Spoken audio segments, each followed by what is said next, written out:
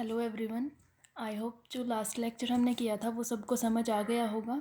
आज हम अपनी नेक्स्ट एक्सरसाइज करते हैं, एक्सरसाइज 5.3। आज का हमारा टॉपिक है मल्टीप्लिकेशन ऑफ मैट्रिसेस। अब आपको क्या करना है, आपने लास्ट वाली एक्सरसाइज में दो मैट्रिसेस का सम सीख लिया, सब्ट्रैक्शन सीख ली, ठीक है। अब हमें क्या करना है, दो मैट्रिसेस को मल्टीप्लाई करना है। सबसे इम्पोर्टेंट रोल मैट्रिसेस की मल्टीप्लिकेशन का क्या है, आपके पास अगर दो मैट्रिसेस गिवन है, ऑब्वियसली अगर दो मैट्रिसेस की मल्टीप्लाई करनी है तो दो मैट्रिसेस तो आपको गिवन होंगी। सपोज करो एक मैट्रिक्स है A order m cross n की, और दूसरी मैट्रिक्स है आपके पास B order p cross q की। दो मैट्रिसेस आपको गिवन है, एक A matrix order m cross n की, एक B matrix order p cross q की, ठीक है। तो पहले तो इनकी मैट्रिक्स की मल्टीप्लिकेशन करने से पहले आपको क्या चेक करना है कि जो पहली मैट्रिक्स है उसके नंबर ऑफ़ कॉलम्स दूसरी मैट्रिक्स के नंबर ऑफ़ रोज़ के इक्वल होना चाहिए। मतलब आपके पास क्या होना चाहिए, n is equal to P होना चाहिए। तो सबसे पहली चीज़ तो आपको ये चेक करनी है। जब तक n is equal to P नहीं होगा तब तक आप मैट्रिक्स की मल्टीप्लाई नहीं कर सकते, ठीक है। You can not multiply matrices otherwise order of columns is equals to order of rows, ठीक है। तो पहली मैट्रिक्स की अगर आपको मान लो ए बी की प्रोडक्ट करनी है तो आपको क्या चेक करना पड़ेगा, N is equal to P. अगर आपको बी और ए की प्रोडक्ट करनी है तो आपको क्या चेक करना पड़ेगा, बी के number of columns that is q is equals to A के number of rows that is m. तो आपको ये चेक करना पड़ेगा, ठीक है। अगर ये चीज़ है, n is equal to P है, तब मैट्रिक्स की मल्टीप्लिकेशन पॉसिबल है। और जो मैट्रिक्स की मल्टीप्लिकेशन करने के बाद, ए बी करने के बाद क्या मिलेगा, एक नई मैट्रिक्स मिलेगी, सपोज करो सी, ठीक है। तो उस सी का ऑर्डर कितना होगा ये भी आपको पता होना चाहिए। उस सी का ऑर्डर होगा, जो चीज़ इक्वल है उसको छोड़ दो, बाकी आपके पास क्या हो जाएगा, सी का ऑर्डर हो जाएगा, ठीक है। यानी कि अगर n is equal to P है ना, तो n को और p को छोड़ दो, बचा क्या आपके पास m और q बचा। तो c का ऑर्डर कितना हो जाएगा, m क्रॉस q आपके पास c का ऑर्डर हो जाएगा, ठीक है यहाँ तक। अब तीसरी बात आपके पास क्या आती है, मैट्रिक्स की मल्टीप्लाई हो गई। कैसे मल्टीप्लाई होता है, जब तक रोज और कॉलम्स इक्वल ना हो। दूसरी बात, जो नई मैट्रिक्स आएगी उसका ऑर्डर कितना होगा, जो चीज़ इक्वल है उनको छोड़ दो, बाकी entries that is m and q, तो ये इसका ऑर्डर हो जाएगा। अब मल्टीप्लाई कैसे करना है, मल्टीप्लाई मान लो आपके पास एक मैट्रिक्स गिवन है 1 2 3 4, कितने की, 2 क्रॉस 2 की, ठीक है। एक मैट्रिक्स और मैंने ले ली 5 6 7 8, ये भी आपके पास कितनी है, 2 क्रॉस 2 की। पहले तो आपने चेक किया कि इसके number of columns that is 2, इसके number of rows that is 2, दोनों आपस में क्या है, इक्वल है। तो इनकी मैट्रिक्स की मल्टीप्लिकेशन पॉसिबल है। अब इनकी मैट्रिक्स की मल्टीप्लिकेशन कैसी होगी, आपको क्या करना है, इसकी पहली रो को इसके पहले कॉलम से मल्टीप्लाई करते जाना है, ठीक है। या फिर मैं क्या करूँ, सपोज करो जो नई मैट्रिक्स मिलेगी वो कितने ऑर्डर की मिलेगी, नई मैट्रिक्स कितने ऑर्डर की मिलेगी, इसको और इसको छोड़ दो, बाकी बचे हुए को लिख लो। यानी कि जो नई मैट्रिक्स सी आएगी वो आपके पास 2 क्रॉस 2 की आएगी। 2 क्रॉस 2 की आएगी तो उसकी एंट्रीज कैसी हो सकती है, C11 C12 C21 C22, इसी तरह की एंट्रीज आएंगी आपके पास। तो जो C11 एंट्री है वो कहाँ से आएगी, C11 एंट्री आपके पास आएगी इस मैट्रिक्स की पहली रो दैट इज़ 1 2, और इस मैट्रिक्स का पहला कॉलम दैट इज़ 5 7, इनको मल्टीप्लाई करके। इनको मल्टीप्लाई कैसे करेंगे, 1 की मल्टीप्लाई 5 के साथ दैट इज़ 5, प्लस 2 की मल्टीप्लाई 7 के साथ, ये कितना आ जाएगा, 5 प्लस 14 दैट इज़ 19। तो C11 की वैल्यू आ गई 19। अब आपको निकालना है C12। C12 कैसे निकालेंगे, 1 का मतलब है फर्स्ट रो, 2 का मतलब है सेकेंड कॉलम, ठीक है। यानी कि 1 2 6 8, यहाँ से मल्टीप्लाई कर लो, 1 की 6 के साथ प्लस 2 की 8 के साथ, तो ये कितना आएगा, 6 प्लस 16 26। फिर बात आती है C21। C21 का मतलब क्या है, second row that is 3 4, first column that is 5 7, 3 4 and 5 7, ठीक है। यहाँ से ये कितना हो गया, 3 इंटू 5 प्लस 4 इंटू 7, साथ के साथ मल्टीप्लाई भी करना है और प्लस भी करना है, तो ये हो जाएगा 15 प्लस 28, जितना आपके पास आंसर आएगा।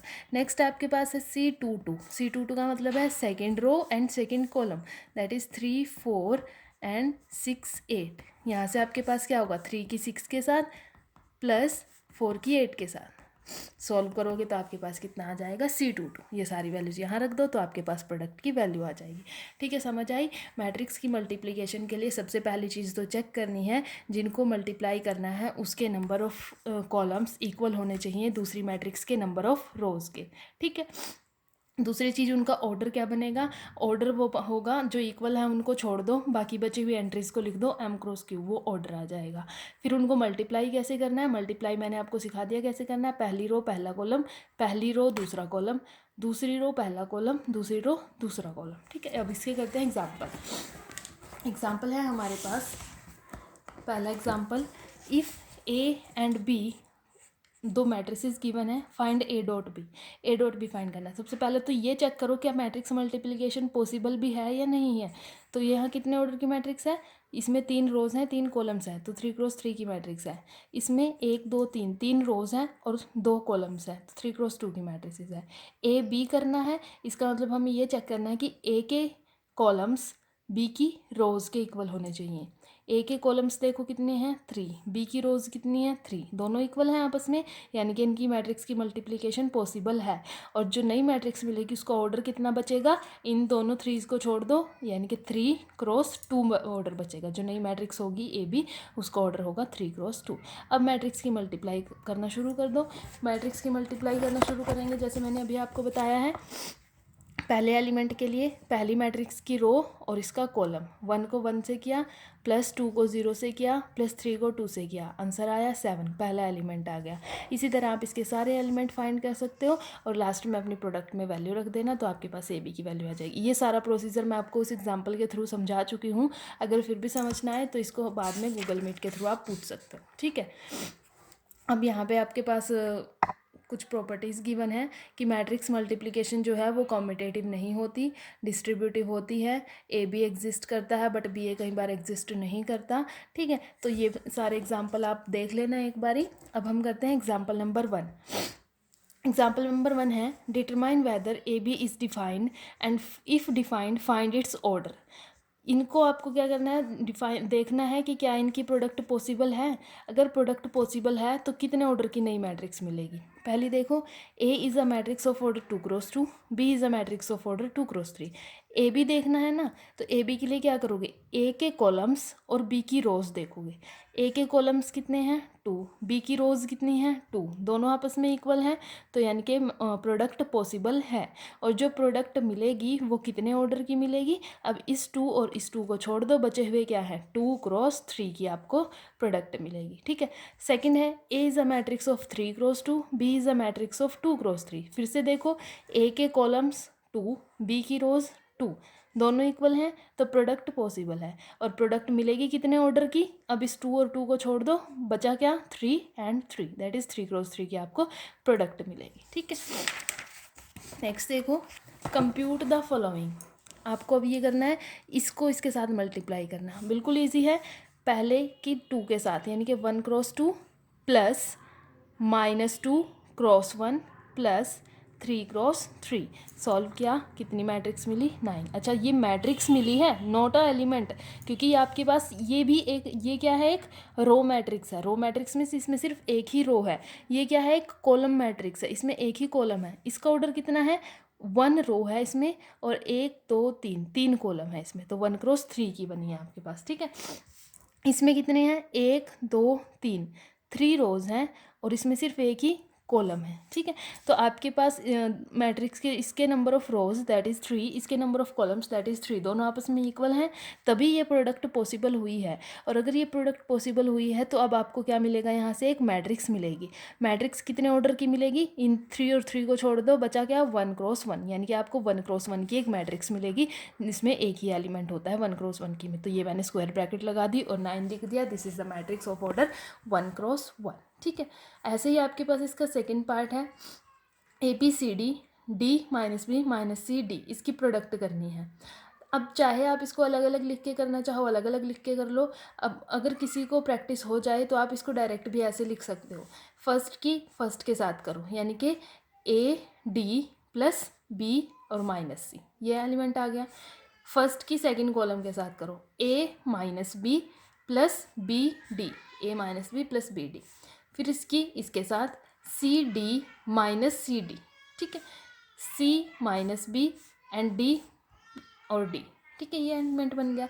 इसकी प्रोडक्ट सॉल्व करो, ये आपके पास आ गया। इसी तरह आपको इसका थर्ड पार्ट करना है और फोर्थ पार्ट करना है। अच्छा, फोर्थ पार्ट में देखो, फोर्थ पार्ट में आपके पास 3 मैट्रिसेस है, 1 2 3, ठीक है।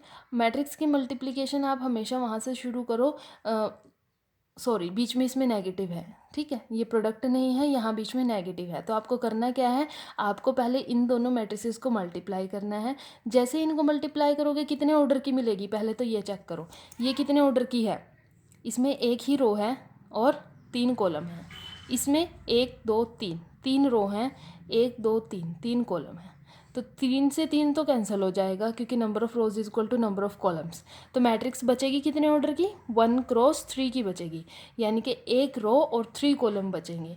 1 रो और 3 कॉलम वाली मैट्रिक्स बचेगी, उसमें से आपको ये इसको सब्ट्रैक्ट कर देना है। सब्ट्रैक्ट का आपको पता ही है, कॉरस्पॉन्डिंग एंट्रीज में से कॉरस्पॉन्डिंग एंट्रीज को हम सब्ट्रैक्ट कर देंगे तो हमारा आंसर आ जाएगा, ठीक है। इन दोनों पार्ट्स को करके देखना। नेक्स्ट है आपके पास find A B if A is this B is this. सबसे पहले तो चेक कर लो प्रोडक्ट पॉसिबल है या नहीं।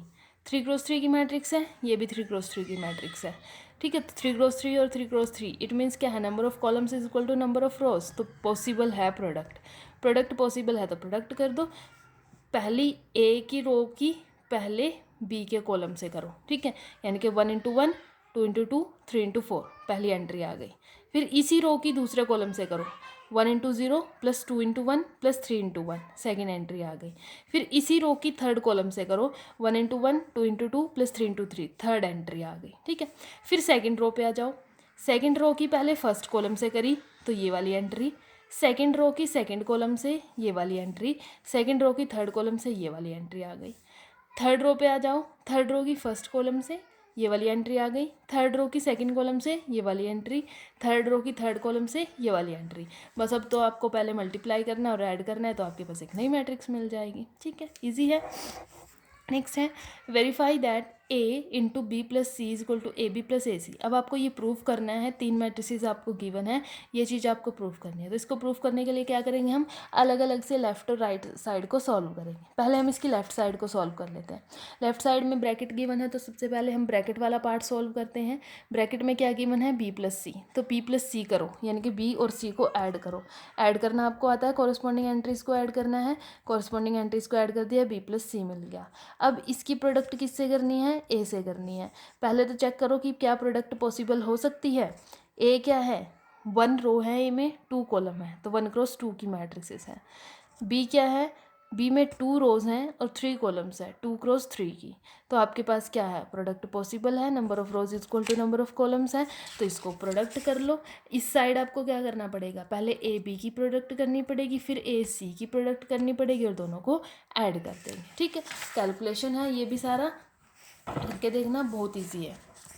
कॉपी पेन लेके अपने हाथ से करके देखना, कैलकुलेशन ईजी है। अगर नहीं समझ में आए तो आप मेरे से गूगल मीट के दौरान पूछ लेना। Show that with the help of an example that A B is equal to 0 is equal to B A when neither A और नॉर बी इज 0 मैट्रिक्स। अब यहाँ आपको क्या शो करना है कि किन्हीं भी 2 मैट्रिसेस जो नॉन जीरो मैट्रिसेस है, ना तो ए जीरो मैट्रिक्स है, जीरो मैट्रिक्स कौन सी होती है, जिसकी सारी एंट्रीज जीरो हों।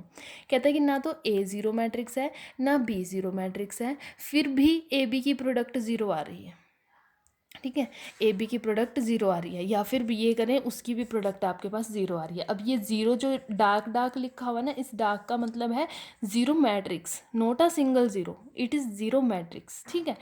तो ए बी और बी ए को आपको ज़ीरो दिखाना है, ना तो ए ज़ीरो है ना बी ज़ीरो है। तो ये एग्जांपल गिवन है, ये आपको याद रखने हैं।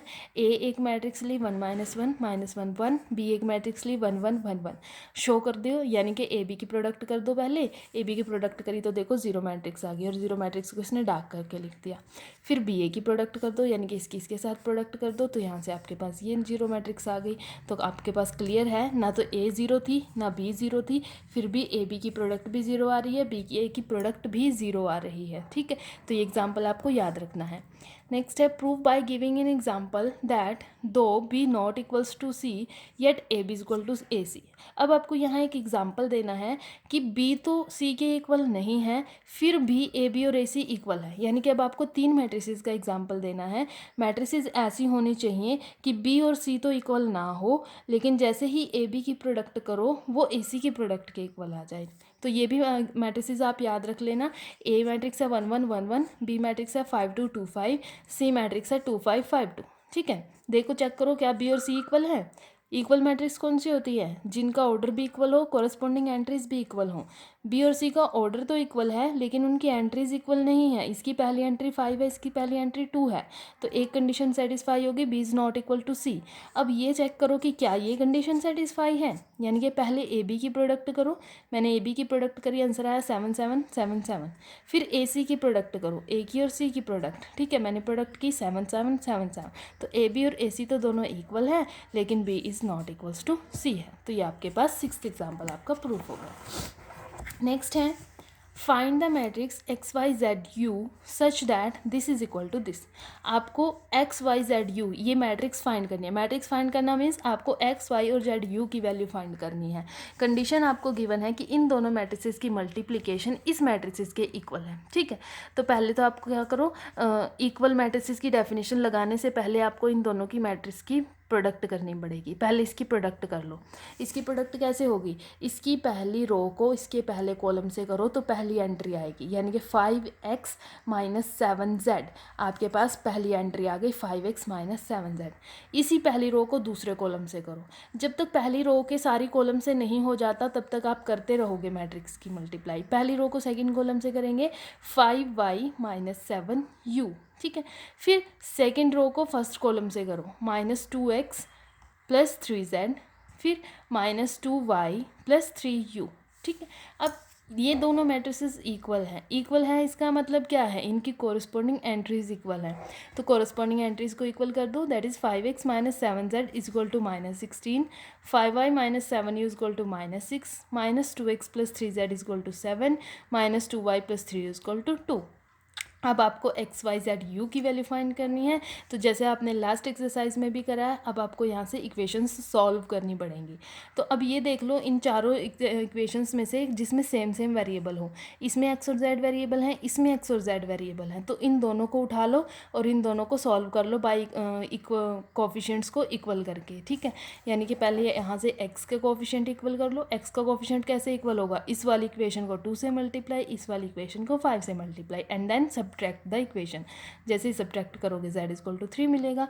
इस z को यहाँ पुट कर दोगे तो x की वैल्यू मिल जाएगी। x की वैल्यू कितनी आएगी? 1 आ जाएगी। ठीक है, अब बात बची दोनों इक्वेशंस की, y और u। इन दोनों को सॉल्व कर लो ऐसे ही कोफिशिएंट्स इक्वेट करके। कोफिशिएंट इक्वेट करेंगे, इसको 2 से मल्टीप्लाई, इसको 5 से मल्टीप्लाई, एंड देन सब्ट्रैक्ट करेंगे तो सारे साइंस चेंज हो जाएंगे। y वाला कोफिशिएंट कैंसिल, u की वैल्यू बचेगी -2। इस u को यहाँ पुट कर दो तो y की वैल्यू कितनी बच जाएगी? -4। तो एक्स वाई जेड यू की वैल्यू आ गई आपके पास। इस एक्स वाई जेड यू की वैल्यू को यहाँ पुट कर दो तो आपके पास क्या आ जाएगी? मैट्रिसेस आ जाएगी। नेक्स्ट है find the value of x such that this matrix multiply this matrix multiply this matrix is equals to 0 matrix. अब ये डार्क जीरो है ना, डार्क जीरो का मतलब है 0 मैट्रिक्स। ठीक है, अब आपको 3 मैट्रिसेस की मल्टीप्लाई करनी है। और मैट्रिसेस की मल्टीप्लाई कैसे करोगे? पहले तो इनका ऑर्डर चेक कर लो। इसका ऑर्डर कितना है? 1 रो 3 कॉलम। इसका ऑर्डर कितना है? 3 रो 3 कॉलम। इसका ऑर्डर कितना है? 3 रो 1 कॉलम। ठीक है, अब मैट्रिक्स की मल्टीप्लाई को पीछे से शुरू करा करो। पीछे से शुरू करोगे तो देखो इसके number of rows is equal to इसके नंबर ऑफ कॉलम्स। तीनों को एक साथ तो कर नहीं सकते हम, दो को ही करना पड़ेगा। पहले इन दोनों को कर लेते हैं। इसके नंबर ऑफ कॉलम्स इसके नंबर ऑफ रोज के इक्वल हैं, तो इन दोनों को प्रोडक्ट करोगे, मैट्रिक्स कितने ऑर्डर की बचेगी? 3 को कैंसिल कर दो, 3 क्रॉस 1 की मैट्रिक्स बचेगी। इन दोनों को प्रोडक्ट कर लो। इन दोनों को प्रोडक्ट करोगे, पहली रो को इस कॉलम से, एक एंट्री आ गई। अब इसमें आगे बाकी कॉलम है ही नहीं ना, तो एक एंट्री आ गई आपके पास। अब दूसरी रो पे शुरू हो जाओ। दूसरी रो को पहले कॉलम से तो इसकी दूसरी एंट्री, तीसरी रो को इस कॉलम से तो तीसरी एंट्री। तो आपके पास एक मैट्रिक्स आ गई जिसकी तीनों एंट्रीज आपके पास यहाँ है। फिर अब जो बची है अब इसको इसके साथ कर लो। इसके साथ करोगे तो क्या होगा, इस वाली पूरी मैट्रिक्स को इस वाले पूरे, अब ये पूरा एक कॉलम बचा है, इसको पूरे को इससे मल्टीप्लाई कर दो तो एक्स में एक इक्वेशन बचेगी, क्वाड्रेटिक इक्वेशन। इसके हम फैक्टर कर लेंगे। फैक्टर करेंगे तो क्या आ जाएगा, x इज इक्वल्स टू -2 और x इज इक्वल्स टू -14। ठीक है, यहाँ तक आज के लिए इतना ही सफिशिएंट है। यहाँ तक पढ़ के देखना। कैलकुलेशन वर्क है जो कॉपी पेन लेना उससे करके देखना। अगर कोई डाउट आता है तो उसको हम गूगल मीट में डिस्कस कर लें। Thank you.